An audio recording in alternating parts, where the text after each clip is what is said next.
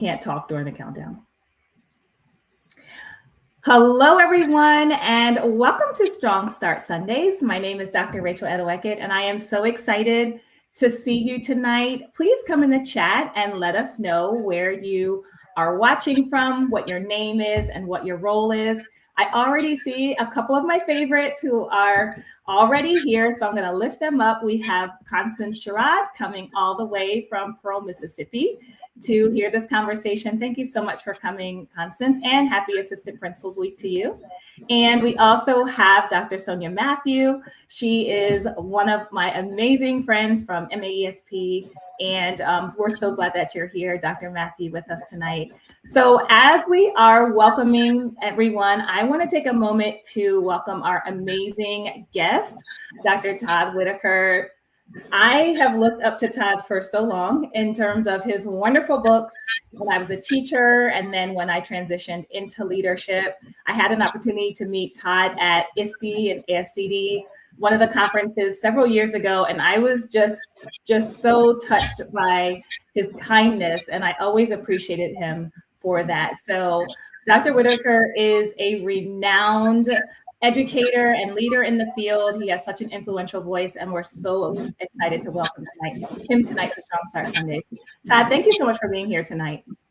Well, Rachel, it's great to connect with you, and it's even better to connect with the people who are watching. I know that they're doing the work every day, and they've worked really hard to make a difference this year. And I always call this part of the year, the honeymoon's long been over, but the end still isn't near in sight. And so it's figuring out how to balance that. And also every principal has half of their mind in next year.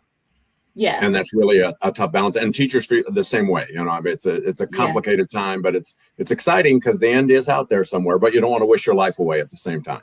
Yes. Well, my friend, sometimes people count down, and it's really exciting to think about the impact that we can continue to make the last couple of days of the school year. I know several of us were on spring break the last week, and we had our first week back this week, but several people were on spring break this particular week. So they're actually starting back tomorrow. So I hope everyone had an amazing spring break. I think everyone is back in school starting tomorrow. And we also want to shout out the assistant principals who are watching and who will watch the replay. Happy Assistant Principals Week. There is never enough words to say thank you for everything that you do in your role as an assistant principal. I think about my role as an AP. I came out of kindergarten to the assistant principalship, and there was a big gap in knowledge and things that I needed to learn. And I just have so much respect for the role. I loved being an assistant principal. I loved having my hands in everything. And so I'm just really excited to say thank you for everything that you are doing. Todd, did you want to shout out and lift up anyone? Well, really anybody that touches the future, which is going to be everybody that joins us our group tonight. You know, the thing that's interesting, and when we talk about people wanting to improve and leaders trying to help them improve and teachers wanting to improve, the thing to realize is in education, everybody wants to be great. Everybody does. You didn't get into education because you wanted to be average. You want to be the teacher that even when the last bell on the last day rings, the kids still remember you and you still have an impact. And the kids reflect on things that took place in class, things they learned, experiences they had, the way you treated them. And that's what I really want to give a shout out to, the people that choose to make a difference every single day. Remember, our job is not to reflect society. Our job is to cultivate society. Yes. And if we want new and better students, we have to have new and better adults. That's the only way we can do it. So very true. And, you know, the work of educators, like you said, is absolutely critical. And I know we would not be here without the work of the amazing people who poured into us. So thank you, Todd, for lifting that up. And all the work that you all are doing is amazing. So we want to jump into this conversation. But before we do, I want to lift up our new book, Relational Intelligence, The Key Factor to Exceptional School Leadership. Dr. Johnson and I wrote this book last year. It's actually coming up on the 1-year anniversary in July. So we lifted this book up because we wanted school leaders to have a resource where we can think about ways to continue to support our teachers. And today's conversation is really about supporting our teachers and helping them to grow professionally in their field? And what are some of our roles and things that we can do as school leaders to help our teachers get there? So Todd, I want to begin the conversation by asking you and this question. It's really about, we know that great schools are built on great teachers. We have to have that foundation there. So what are some things that help us as school leaders distinguish teachers who are good to great? How can we help distinguish some of those qualities then what should we be looking for? I think there's a couple of things. One of the things is one of my real philosophies is that we have to catch people doing what's good. That's the reason I go in classrooms, so I can see teachers doing things and reinforce them, teach them. But I can also steal them and teach the whole faculty that. For example, let's say you have a teacher that sits behind their desk too much. Okay, if at the first faculty meeting of the year, I talk about sitting behind the desk and the importance of interacting with kids and using proximity and just the value of movement in the classroom. If I have a teacher that historically sits behind their desk too much, and by the way, teachers sit behind their desk, not because they're lazy, because they're afraid. They're afraid of the kids. By the way, principals don't go in classrooms not because they're lazy, it's because they're afraid of the teacher. So anyhow, just keep that in mind. And central office doesn't come to a building not because they're lazy, because it's true.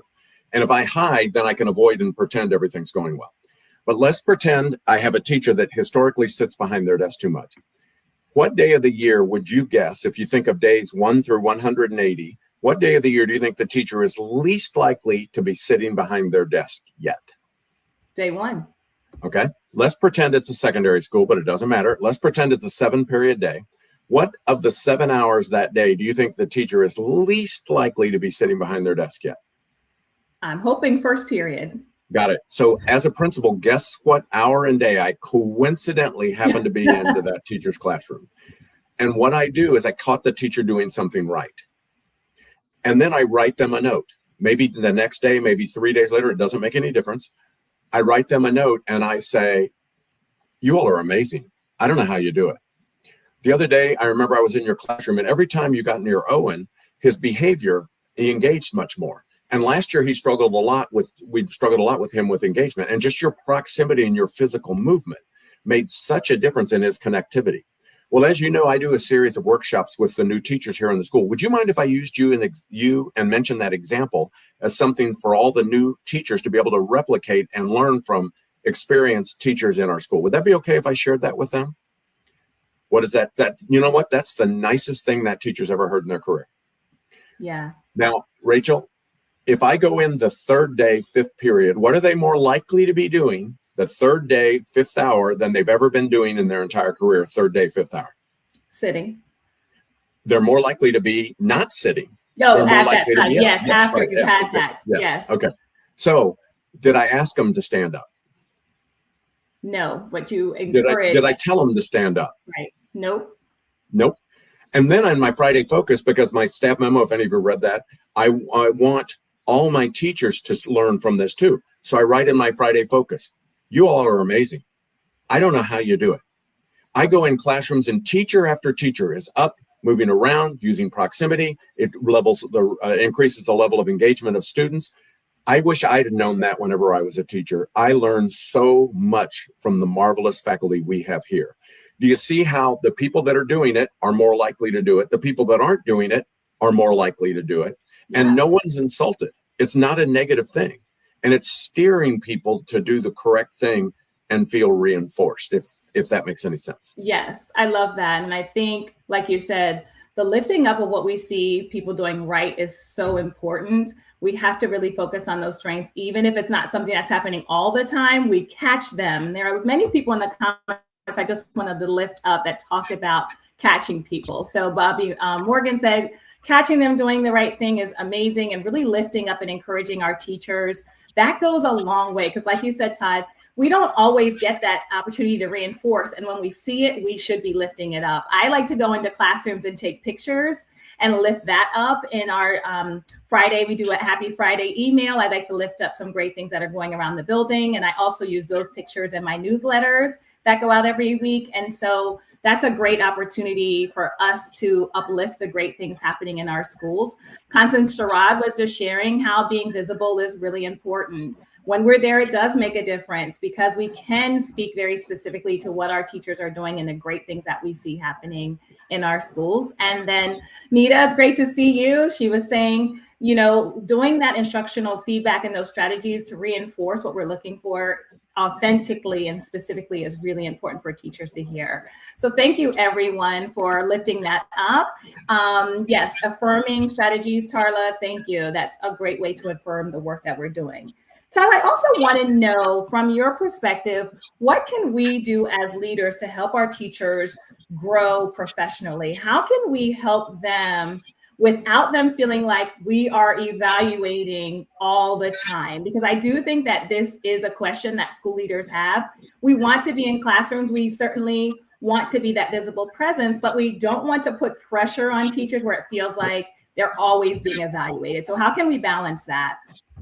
That's a great question. And one of the things I think that we've tried to mandate effectiveness, and it's impossible to mandate effectiveness. And one of the things to encourage people to go in classrooms, what's happened is many places, many states, districts, individual schools, the principal feels like every time they go in a room, they have to give feedback to the teacher. And can I tell you a secret?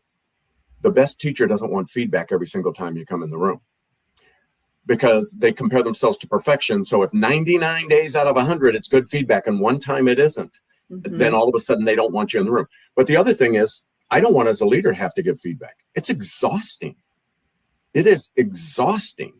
Just think if every night, every day my wife goes, on a 1 to 10, how is this outfit? Every single day. I get scared. What's wrong with that question, Todd? I have to ask.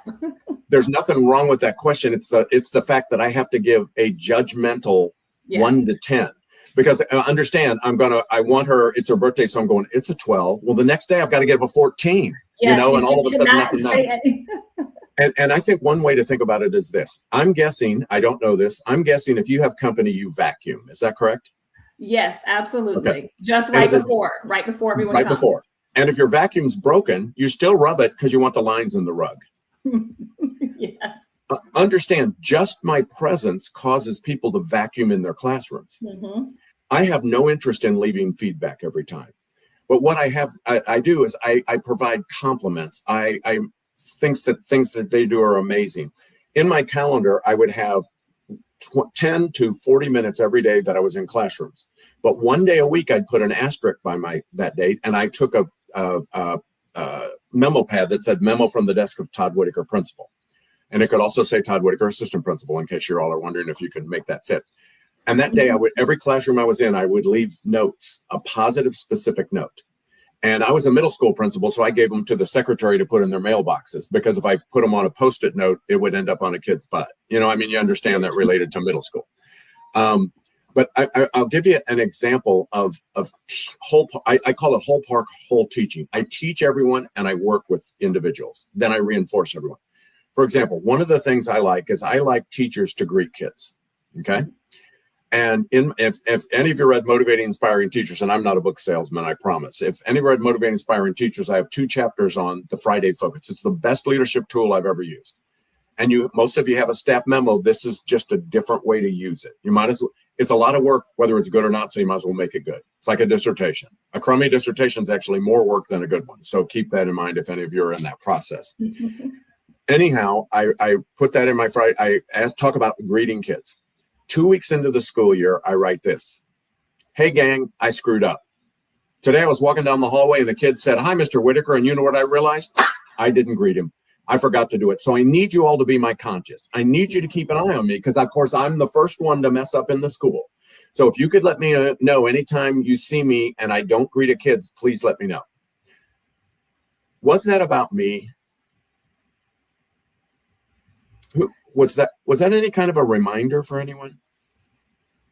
And who was it a reminder for? Yeah, to greet people remember that they need. Did I lose anyone? Did I insult anyone? Who's the only person in my school that ever publicly messes up? Me. No one else ever does. 3 weeks later, 3 months later, or April, the middle of April, I write this in my Friday focus. You all are amazing. I don't know how you do it. Earlier this week, I'm walking down the hallway and teacher after teacher is greeting the kids, making them feel important. making them feel special. I don't know how you do that this time of year, but I'm going to let you in on a secret. You all are the reason the kids like coming here to school so much. And I'm going to let you in on another secret. You all are the reason I like coming here to school so much. Thanks for making a difference. Does that reinforce the people who are doing what's right? And does it teach everyone else what's right? Definitely. Yes. And you see, and if no one's doing it, I can say the same thing. And if everyone's doing it, I can say the same thing. And everywhere in between, I can say the same thing. I think one of the things to realize, the difference between the very best people and the very worst people is, I think of 10 days out of 10 days out of 10, the best people treat kids with respect and dignity every single day. The least effective people, it's a pretty low number out of 10. And I'm embarrassed to say it, but it's true. And everyone else is somewhere in between. And what I'm constantly doing is moving everyone who isn't a 10 one step closer to the 10. Yes. But if I don't teach them specifically what it is, if I don't reinforce this, but I can't do that I can always come in and talk to you about you need to greet the kids. But do you see, instead, I'm reinforcing, stroking, valuing, guiding, leading, making feel important. And then what happens is the people that aren't doing it, they feel lonely. They feel left out. They want to feel special. And you know how you feel special? Do what we talk about every day. Yes, but exactly. I never say that. It's never a direct, because that's too disrespectful, hurtful, and can be a disincentive, if that makes any sense. Yeah. And, I love that you're lifting up the behaviors. Something as simple as saying good morning and greeting a student can mean the world to a child. I just did a keynote last week and I talked about how as a child, one of my favorite principals who I ever had, Mr. Slacum, what stood out to me was not that he was, of course, this amazing leader. It was that he cared about me. And I knew he cared about me and my family because he asked about them all the time. And, that's something that people remember. The greetings, how are you? How's your family? That's what people need right now. I talk a little bit about how disconnected we can be at times. But the school is the place where we should all be able to reconnect and have those relationships with the people we're serving. So I really appreciate you lifting that up, because that's a big part of the culture we all want in our schools. And I also only talk about things everyone can do. Yeah, right. Because everyone can do that. And that's one of the things we have to realize as a principal. Because I'll hear principals go, some of the veteran teachers or some of the new teachers. I go, it's not new and veteran, it's effective and ineffective. And when you sort by veteran, then you're assuming all the veterans are this. Or if you sort are males or females or primary or secondary or coaches and not, I don't want to generalize. You can't move forward if you just generalize. Right. And it's really just effective and ineffective. Everyone can greet the kids, so I talk about things like that. Everyone can be out of their seat and walk around, so I talk about things like that. Individually, I can talk to people about improvement, but I need the whole school to continually be moving on this, I used to teach math, I don't even know what it's called now, but like on a number line toward a higher number in terms of what they do. Yeah. And I'm the only one that botches up. I never remind you to do it. I talk about the fact my Friday focus is the vision of what I want my school to become. I just pretend we're already there. Yeah. And that's really important to shifting that culture that you talked about and that influence that we can have as leaders. I love that you said you're not asking people to do things that they're not capable of doing. This is something that everyone can do, but it makes a difference in the feel of your school. It makes a difference in how our students are experiencing teachers and staff in our buildings. And it will make a difference in that sense of belonging. So I really appreciate you lifting up that respect.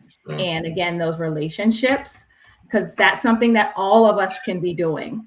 Right. All of us. And even if we've slacked off since the start of the year, tomorrow you're undefeated. That's right. That's right. And it was funny. Somebody asked me, and this has kind of gotten a lot of attention over the years related to nonsensical things I say. Well, one time a principal called me and goes, Todd, how can I get the kid toward like this time of year or later, but starting now for sure, especially after spring break. Todd, how can I get the kids to stop acting like the school year's over? I said, get the adults to stop acting like the school year's over. You know why you're nice to the teachers? So they'll be nice to the kids. You know why you make the teachers feel important? So they make the kids feel important. As a leader, your ability to do that is significant, but not near as significant as your ability to make the adults feel like this, because they can reach down. Because when I talk about the Friday Focus, I'm also talking about the bus drivers greeting kids, the secretaries greeting kids, the custodians greeting kids, the food service greeting kids. It isn't just the teachers, it's everyone. Yes. And it's doing it every day and teaching them the importance of doing that every day.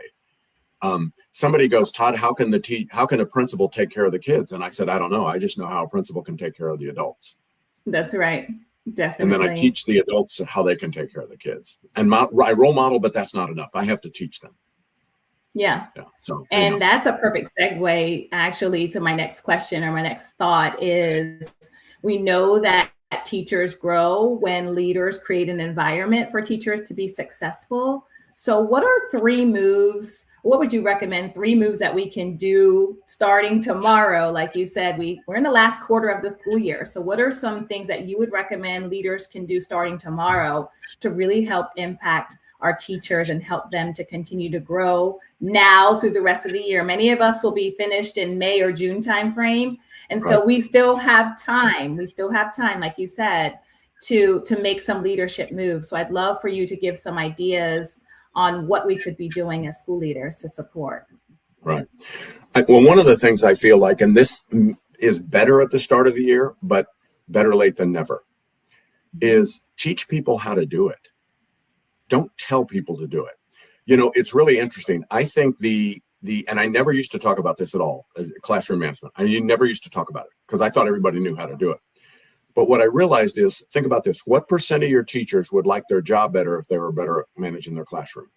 100%. Oh. But what % of your teachers would significantly like their job better? It isn't 100%, but 3/4, 2/3.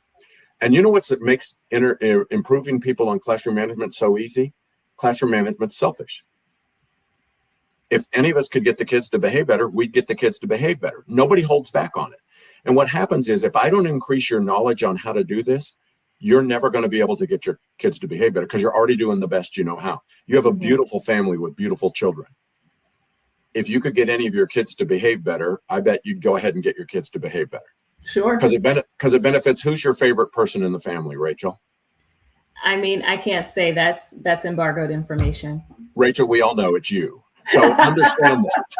But look how much, if you improve their behavior, it improves your mental health. It improves your support. Absolutely. You're a better parent then. When they behave better, you're also a better parent because you're more, you know what I mean? And so it's teaching. It's teaching teachers what to do when they call parents. I never, ever wanted a teacher to call a parent if I didn't teach them what to say when they called parents.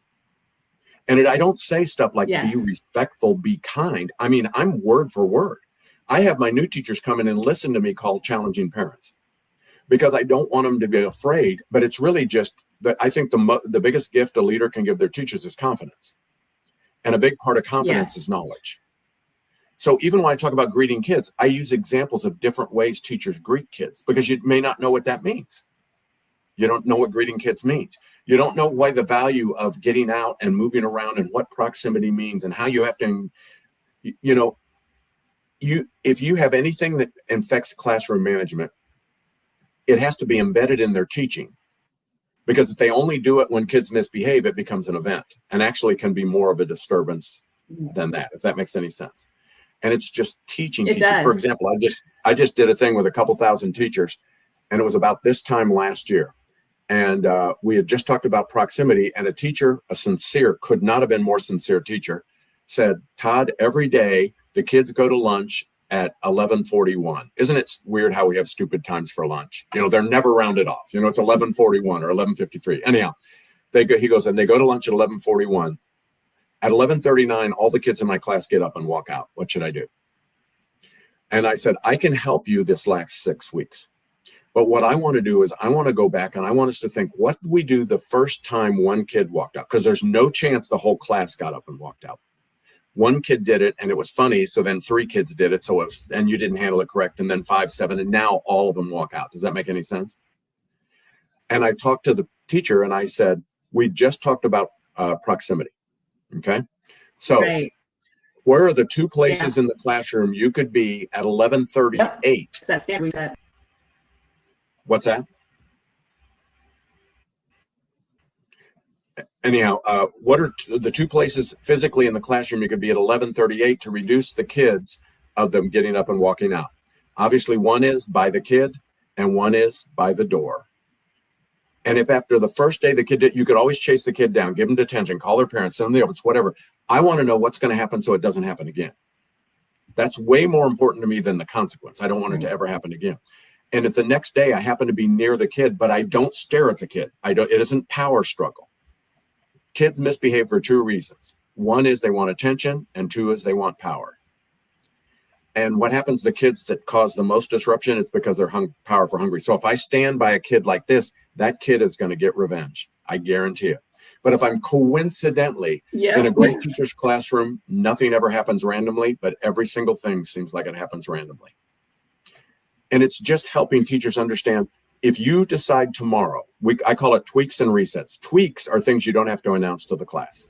If tomorrow you decide, I'm going to be out of my class, I'm going to be out behind the desk, I'm going to be walking around all the time, I'm going to be doing this, your class will be better in 3 days.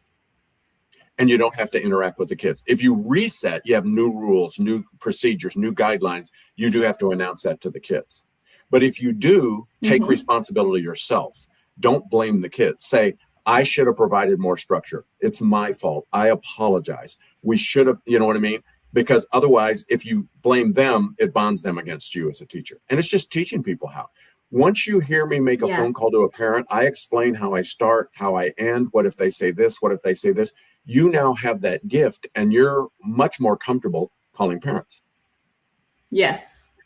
Yeah, that was one of my greatest things that I've as I was growing as a leader, that modeling and showing teachers how to do that, because initially there's a lot of anxiety when teachers are saying they don't want to call. And I say, well, let's just do it together. Let's listen. And then we would always debrief that conversation. And then in a couple of weeks, when something else came up, the teacher would say, I think I can handle this and I'll call you and let you know if I need you. And that was to me the best way that I felt as a leader that I had done something positive, because now the teacher felt confident enough to handle some of those situations moving forward. So I love that example that you give. I love both examples that you gave for how we can continue to support teachers by modeling and teaching. Yeah, that's right. Great. Yeah. But I'm also willing to be in when they call a parent. And I can either write them a note if I think there's a specific reminder of something we talked about, or just afterwards talk about this. But they're only going to do that if when I come in their classroom, I'm not judging them. If I come in their classroom, I'm on their side. If I come in their classroom and I'm reinforcing things. Because if I make them feel good and I make them feel special and important, they're way more likely to become comfortable sharing, asking, wondering. And the other reason I go in rooms and make people feel special, because I want teachers in each other's rooms. But if you have a positive experience with me coming in your room, do you see how much more you're welcome to have another teacher come in your room and you go in their room? And if it's scary when I come in, it's going to be really scary when your peers come in, because you kind of care more about their view than my view, because they're your colleague. Definitely. Yes. And with things like that, always start with the points of least resistance. Start with your best teachers and your new teachers. Because the best teachers are, if you go in them, every teacher in your school can learn. And if the best teacher goes into the new teacher, and I always say have it start as a mutual exchange. If the best teacher goes in the new teacher, they're going to make that new teacher feel so special and important. Yes. And then just add the next least resistant, then the next least resistant. But what we try to do is we're worried about the one person who's going to throw a fit and make the new teacher cry. Don't start with them. Good advice. Because they will make someone cry. They will do this. And if they never participate, don't lose sight of this, my school leaders and my teachers leaders. Are you better off if one teacher does it or no teachers? And if the answer is one, my goal is to go from 0 to 1. Yes. And that's a lot easier than going from 29 100%. To 30. Yeah. So, and it's everything's the same in a great teacher's classroom. Every kid thinks they're the favorite, and I need to let you know they're probably not. But they treat them all as if they were the favorite. And the same way in a building, I want all of my employees, teachers, cooks, custodians, all of them to think they're the favorite, because they think I'm a lot smarter. The more I compliment them, the smarter they think I am. Makes sense to me. Yeah, and compliments are so valuable and so powerful because we get so few. Yes, and that is the truth. And I want to end this session. I told you it was going to be quick. It's already 30 minutes. I want to end this session with a compliment to you, Todd. You know, you always have so much wisdom to share with everyone. And we're just so thankful for the time that you spent with us today. I know our audience listening has so many great comments for you and has learned a great deal from your time tonight. So I just want to personally thank you for your time, Todd. Well, this is more of an honor for me than it is you, trust me. But working with you and working with the group, I'm nobody. But if anybody ever wants to visit, my website's toddwhitaker.com. And it's weird. I always say teaching is the most isolated profession, which is weird because you're never alone, but at times you're lonely. Leadership is the same thing. You're never alone, but at times you're lonely. And if you ever want to call, ever want to visit, and the best thing is if you call me, you don't have to do a word I say, and it won't hurt my feelings because I won't know. Yeah, but thank you, everyone here. Thank you for what they do. Have a great stretch run. And I know Rachel would be your go-to, but if I can ever help you as a backup or an understudy, touch base anytime. toddwhitaker.com. And thank you for making a difference every day. And if I see any of you at conferences, make sure you come up and say, hey, it'd be a lot of fun for me. Yes. Please, when you see Todd, take a picture with him. That was, like I said, my first time meeting Todd was at ASCD ISD, and just your warmth. I could feel it right away, and just how humble you are. And I really appreciated that about you. That taught me a lot in that moment. And I continue to learn from you every single day, Todd. So thank you again for your time. And thank you, everyone, for joining us tonight for Strong Start Sundays. That was a quick 30 minutes. I told Todd it goes really, really fast because the conversations are always amazing. So I appreciate you spending your 30 minutes with me and with us tonight on a Sunday evening. I want to remind you and welcome you to come back on April 26th. We're going to have Jen Womble joining us. She is the chair of FETC, and we're really excited to get into the conversation with her. We're going to be talking about how to maintain joy through change. And this is the time of year where a lot of change is going to be happening in our schools as we look forward to the next school year. And so please join us back on the 26th at 7 p.m. EST on Teacher Goals.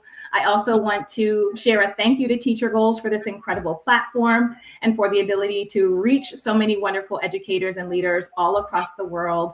And please stay connected with us. Thank you again for your time and have a wonderful week ahead. Bye. Thank you all.